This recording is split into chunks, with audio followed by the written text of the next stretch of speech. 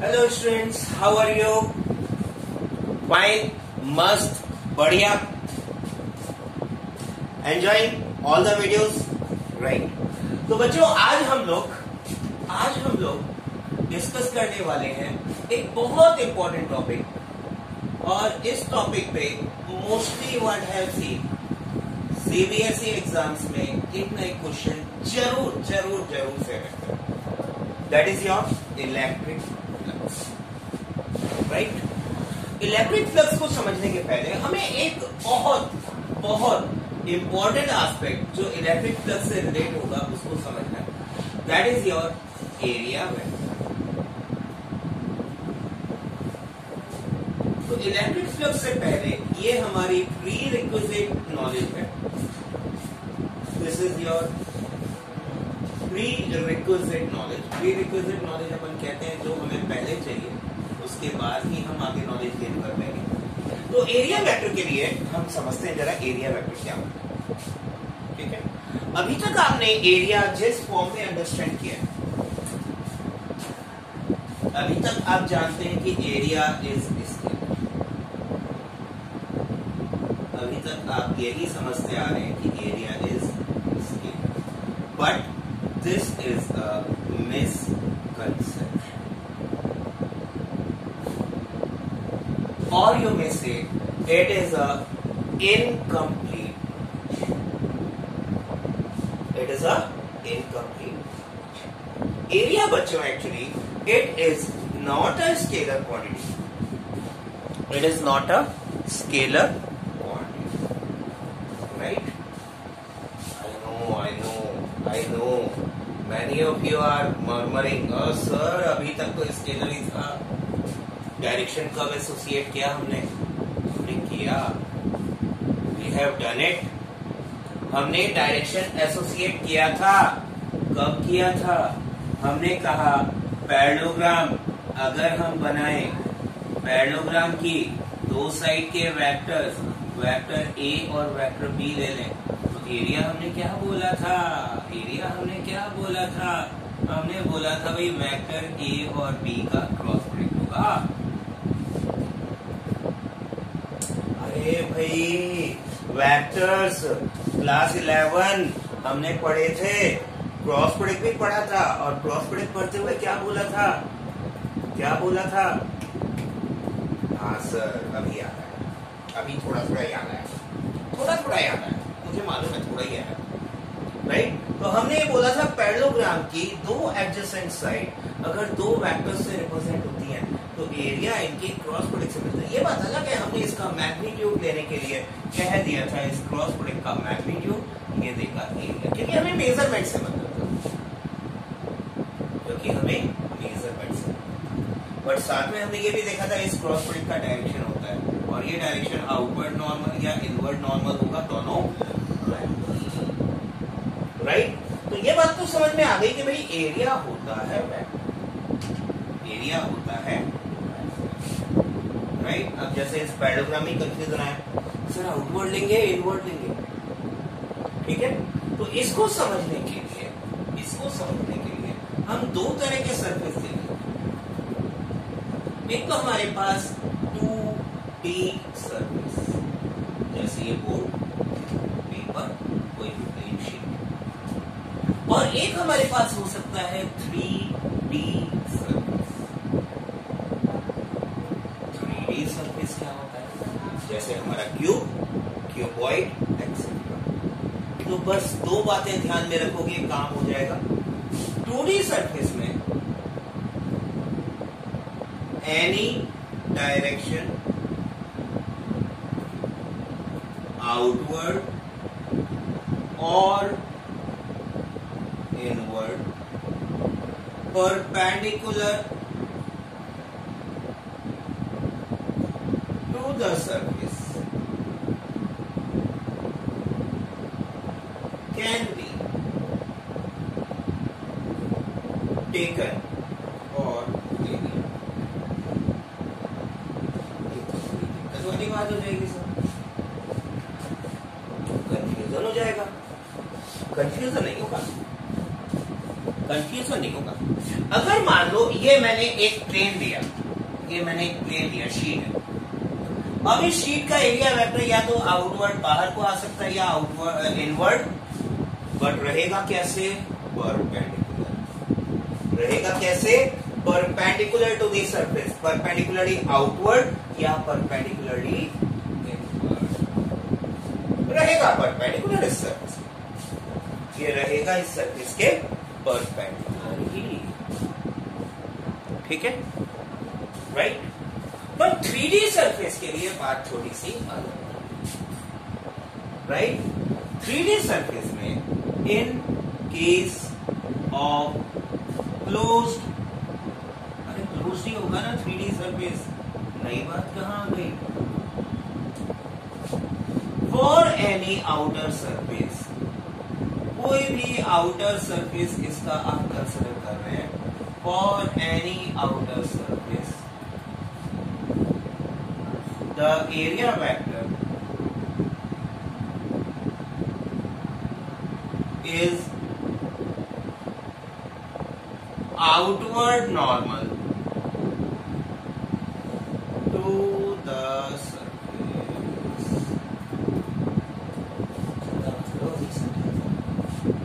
अभी समझा देता हूं, ये बात बड़ी आसान है। देखो भैया, क्यूब बना लें, घबराते बहुत, ये क्यूब, ठीक है। चलो क्यूब में कुछ फेस दिखा देता हूं। ये एक फेस है, फेस नंबर 1, ठीक है। ये बॉटम फेस, फेस नंबर 2। ये साइड फेस, फेस नंबर 3। ये top most face, face number. अब अगर मैं फेस 1 की बात करूं तो इससे परपेंडिकुलर दो डायरेक्शन में जाएंगे, एक जाएगा आउटवर्ड, एक जाएगा इनवर्ड। तो हमें कौन सा एरिया वेक्टर लेना है? हमें एरिया वेक्टर लेना है आउटवर्ड। सेकेंड फेज की बात करें, perpendicular downward, this will be the area vector. Third phase की बात करें, perpendicular outward, this will be the area vector. Fourth phase area vector. Fifth आगे वाला सामने वाला outward. Six inner face in. तो 3D सरफेस के अंदर भैया जो एरिया वेक्टर लेना है वो एरिया वेक्टर लेना है only coming out normal to the surface, always coming out normal to the surface. 3D object में अंदर से हमें कोई लेना देना नहीं है, अंदर से कोई भी लेना देना नहीं है, ठीक है। ये एरिया की बेसिक सी नॉलेज लेने के बाद अब अपन आ जाते हैं what actually electric flux is, what actually electric flux is, ठीक है। फ्लक्स के बारे में हम सिर्फ इसी चैप्टर में नहीं पढ़ेंगे, हम मैग्नेटिक फ्लक्स भी करेंगे। तो flux as a basic understanding, flux as a basic understanding, सिर्फ इतना ध्यान रखने की जरूरत है। What is flux? It is the number of lines of force, मैं इलेक्ट्रिक नहीं बोल रहा, मैग्नेटिक नहीं बोल रहा, number of lines of force passing perpendicular to the area, perpendicular to the area, to any is what? Flux through that. इतनी बात तो है, इतनी सी बात तो है। कोई भी चीज का फ्लक्स, हमें इलेक्ट्रिक फ्लक्स चाहिए, मैग्नेटिक फ्लक्स चाहिए, किसी और चीज का फ्लक्स चाहिए, ये फ्लक्स कैसे निकलेगा? हम क्या काउंट करेंगे? हम काउंट करेंगे number of lines of force. अब ये lines of force electric lines of force हो सकती हैं, मैग्नेटिक लाइंस ऑफ फोर्स हो सकती हैं, या किसी और चीज की लाइंस ऑफ फोर्स हो सकती हैं, but they should be passing in a direction perpendicular to the area. तो परपेंडिकुलर डायरेक्शन में, एरिया के परपेंडिकुलर डायरेक्शन में अगर कोई भी लाइंस पास कर रही है तो हम उसे कहेंगे फ्लक्स, ठीक है। इलेक्ट्रिक फ्लक्स फिर कैसे डिफाइन करेंगे? बिल्कुल बिल्कुल सिंपल सीधी इतनी ही बात है। इलेक्ट्रिक फ्लक्स क्या है? It is number of electric field lines. Electric field lines भी लाइंस ऑफ फोर्स होती है। Electric field lines passing normal to any surface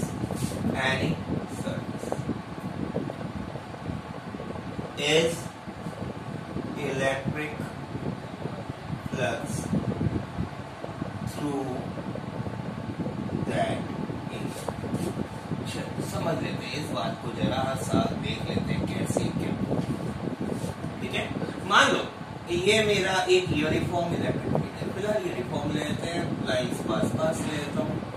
ये इलेक्ट्रिक फील्ड, ये इलेक्ट्रिक फील्ड लाइंस, ये इलेक्ट्रिक फील्ड लाइंस, ये electric field lines, ये electric field lines. अब इन electric field lines में एक मेटल शीट ऐसे रखी हुई है। ठीक है, कैसे बनाएंगे इसको?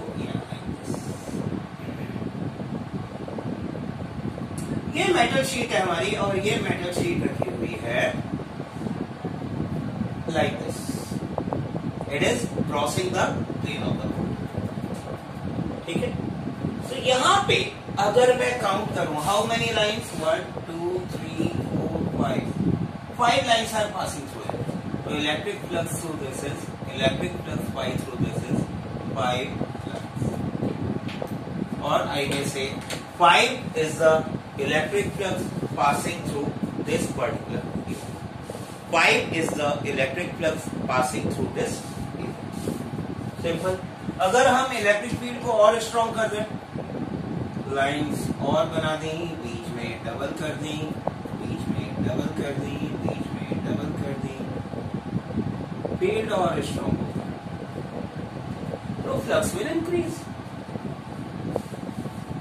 ठीक है, बट ये जरूरी है कि ये अगर सरफेस है तो लाइंस का डायरेक्शन इसके परपेंडिकुलर, लाइंस का डायरेक्शन इसके परपेंडिकुलर, राइट।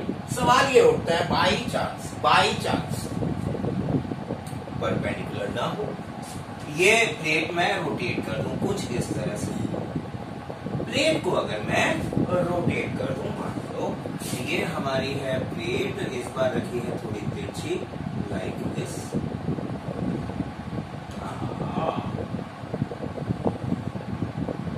बचपन में हमें मालूम नहीं पड़ा था कि ड्राइंग अच्छी होना इतना जरूरी है। अब राइट, ये इलेक्ट्रिक फील्ड लाइंस, ठीक है। अच्छा, अगेन ये प्लेट कैसे रखिए? इस तरह से। तो यहां पे प्लेट के, ये प्लेट का इलेक्ट्रिक एरिया वेक्टर किस डायरेक्शन में आएगा? इलेक्ट्रिक फील्ड लाइंस के साथ ये एंगल बना रहा है थीटा। तो हम क्या करेंगे? हम इसके एरिया वेक्टर को cos थीटा से मल्टीप्लाई कर देंगे। अब यहां area, resultant of area vector,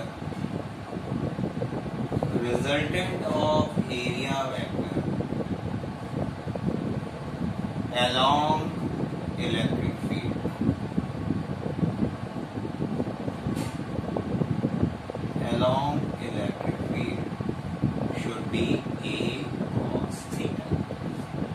हमें क्या चाहिए भैया? इस एरिया का रिजोल्यूशन चाहिए along electric field direction. Area का मैग्नीट्यूड a cos theta ले लेंगे, and with that a cos theta we'll be able to find the electric। ठीक है, क्लियर? अभी तक तो आप कहने लगे सर हम पागल हो गए यार, डायरेक्ट फॉर्मूला बताओ ना फ्लक्स का। उसी पे आ रहा हूं, I am coming to a direct formula. ठीक है, आपकी फिजिक्स ये कहती है भैया, आपकी फिजिक्स ये कहती है कि ये जो इलेक्ट्रिक फ्लक्स है ये इलेक्ट्रिक फील्ड इंटेंसिटी के डायरेक्टली प्रोपोर्शनल होगा। Electric flux will be proportional to intensity of electric field, and this flux will be proportional to the area। एक, तो बस हमने इन दोनों को कंबाइन किया। हमने कहा भाई this flux should be given by E vector dot A vector. Mathematically अगर हमें इलेक्ट्रिक फ्लक्स निकालना है, और एरिया हमारा सिमेट्रिकल है, एरिया हमारा कैसा है, सिमेट्रिकल है, तो इस सिमेट्रिकल एरिया में हम डायरेक्टली E डॉट A कर देंगे और एरिया वेक्टर का डायरेक्शन सरफेस के अलोंग नहीं होगा, सरफेस के परपेंडिकुलर होगा। ठीक है, सिंपल, राइट। लेकिन अगर ये एरिया यूनिफॉर्म नहीं है, तो हम क्या करेंगे, तो हम छोटे एरिया में छोटा फ्लक्स d phi फाइंड करेंगे and we will take E dot dA और इसका क्या करेंगे, यानी टोटल फ्लक्स पाई हमें मिलेगा इंटीग्रल d phi से, एंड इंटीग्रल d phi करने के लिए E डॉट dA करेंगे, वो भी एक कंडीशन के साथ है, कंडीशन क्या है, when electric field is uniform. Non uniform होगा तो क्योंकि यहाँ पे दो वेरिएबल्स आ जाएंगे और दो वेरिएबल्स आने के कारण हम उसे डायरेक्टली फाइंड नहीं कर पाएंगे। ठीक है, सिंपल इजी कंसेप्ट, राइट। चलो, इससे रिलेटेड एक बड़ा इंपॉर्टेंट तरीका, एक बड़ा इंपॉर्टेंट डेरिवेशन, लेट अस सी। बेटा तो इसको इजाजत है मटा दूं। अब हमारे पास बात आई कि हमें निकालना है बच्चों electric flux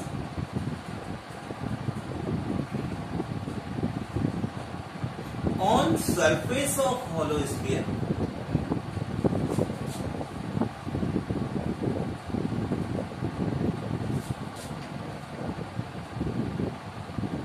due to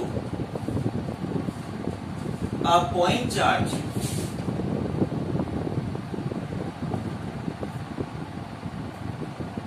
placed at its center.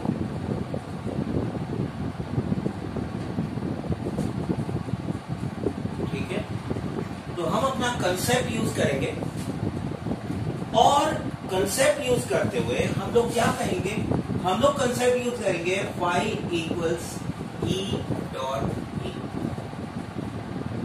But अगर वेरिएबल हो जाए तो हमने क्या कहा था, this will be integral of E dot E over the surface. जरा देखते हैं इस बार कौन सा कंसेप्ट काम में लेना पड़ेगा। पहले स्फीयर बना लेते हैं, ये स्फीयर, ठीक है। अब इस स्फीयर के क्या बोला गया, सेंटर पे रखा गया, चलो पॉजिटिव चार्ज किया। तो इस पॉजिटिव चार्ज के कारण इलेक्ट्रिक फील्ड लाइंस कैसे जाएंगी, इलेक्ट्रिक फील्ड लाइंस जाएंगी इन ऑल डायरेक्शन। यहां बात थोड़ी सी गड़बड़ हो गई। क्यों गड़बड़ हो गई, क्योंकि हमारी इलेक्ट्रिक फील्ड लाइंस का डायरेक्शन पूरे स्फीयर के सरफेस पे अलग अलग है। एक लाइन इस डायरेक्शन में, एक इधर, एक इधर, एक इधर, एक इधर, एक इधर, और आएंगी पीछे। अब क्या करें, तो एक काम करते हैं अपन यहां पे एक छोटा सरफेस एरिया ले लेते हैं, ठीक है। और इस पूरे स्फीयर के सरफेस को ये मान लेते हैं कि ये छोटा एरिया सबका इलेक्ट्रिक फ्लक्स मिला करके और ऐड कर देते हैं, right. So what we do, we find small electric flux d phi at small area dA। And integrate. ये तरीका हमने बहुत बार लगाया हुआ है। तो ये तरीका बहुत बार जो लगाया हुआ है, इसको लगाने के लिए हम क्या करते हैं, हम एक छोटा एरिया एलिमेंट लेते हैं, डीए एलिमेंट, और इस डीए एलिमेंट के लिए इलेक्ट्रिक फ्लक्स फाइंड कर देते हैं। तो ये निकालने के लिए हमें क्या चाहिए, हमें चाहिए भाई D phi will be equal to E dot D A. ठीक है, तो पहले ई फाइंड करना पड़ेगा। ई का इलेक्ट्रिक फील्ड का फॉर्मूला क्या था, अगर इस स्फीयर का रेडियस r है तो हर सरफेस के हर पॉइंट का डिस्टेंस r हो गया। मैं ये छोटा एरिया एलिमेंट ले रहा हूं, इस छोटे एरिया एलिमेंट डीए का डिस्टेंस क्या है, r। What will be the electric flux, electric field at this point, electric field होगा k q upon r square. Electric field का हमारे पास फॉर्मूला है भाई, permittivity constant multiplied with charge upon R square. अब ये जो कांस्टेंट k है, इसकी वैल्यू है हमारे पास कुछ, वो भी हम डाल देते हैं।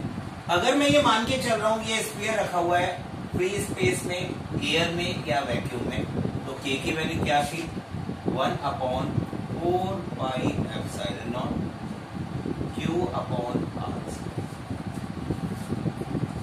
ठीक है, ये तो इलेक्ट्रिक फील्ड है और इसका स्मॉल एरिया d है। तो डी फाई हमारे पास क्या आ जाता है, D phi will be q upon 4 pi epsilon naught r square. ये किसकी जगह, e की जगह, डॉट d। अब बस एक चीज असेस करनी बाकी है, क्योंकि यहां डॉट प्रोडक्ट है, क्योंकि यहां पे डॉट प्रोडक्ट है, हमें देखना है यहां पे जो एरिया वेक्टर है और इलेक्ट्रिक फील्ड है, इनके बीच में एंगल क्या है। एरिया वेक्टर कैसे जाएगा, आउटवर्ड, इलेक्ट्रिक फील्ड कैसे जा रहा है, outward. That means angle between electric field and DA at every point on surface of sphere is 0 degree। ठीक है, ये इलेक्ट्रिक फील्ड और ये डीए वेक्टर, यहाँ इलेक्ट्रिक फील्ड और डीए वेक्टर, यहाँ electric field and DA vector, यहाँ भी डीए वेक्टर, यहाँ भी डीए वेक्टर, यहाँ भी डीए वेक्टर, सब में इलेक्ट्रिक फील्ड एंड एरिया के बीच में एंगल 0 है। और एंगल 0 है, इसका मतलब हम यहाँ पे सेफली डी फाई को लिख सकते हैं, बिकॉज cos 0 is 1, तो हम लिख सकते हैं q upon 4 pi epsilon naught r square D, directly multiply कर सकते हैं। What will be phi, net electric flux phi will be integral D phi, और ये इंटीग्रल कहाँ होता है, ओवर द एरिया। ठीक है, so this should be integral q upon 4 pi epsilon naught r square D A, integral over the. ठीक, अब ये बताओ यहाँ पे चार्ज अंदर है, कांस्टेंट है, 4 pi epsilon naught r square, all are constant, इनको तो ले लो बाहर। और डीए, अगर मैं बहुत सारे एरिया डीए पूरा मिलाता हूँ, क्या बनेगा, surface area of the sphere. ठीक है, तो ये इंटीग्रल हमारे पास क्या आएगा, q upon 4 pi epsilon naught r square into DA का इंटीग्रल पूरा एरिया, और पूरा एरिया क्या है, 4 पाई r स्क्वायर। देखो जरा कटा क्या आ गया, नेट फ्लक्स पाई आ गया q upon epsilon not. Now this is a very important result, कारण ये रिजल्ट हमें ये बता रहा है कि हमारा जो इलेक्ट्रिक फ्लक्स है वो स्फीयर के रेडियस पे डिपेंड ही नहीं कर रहा। यानी मैं अगर थोड़ा बड़ा स्फीयर ले लूं, थोड़ा और बड़ा ले लूं, थोड़ा और बड़ा ले लूं, flux will remain to be same. This is exactly what Gauss law is, जो हम नेक्स्ट वीडियो में डिस्कस करने वाले हैं. This is exactly what Gauss law is, which we are going to discuss in our next video. Right? So keep on studying. All the very best.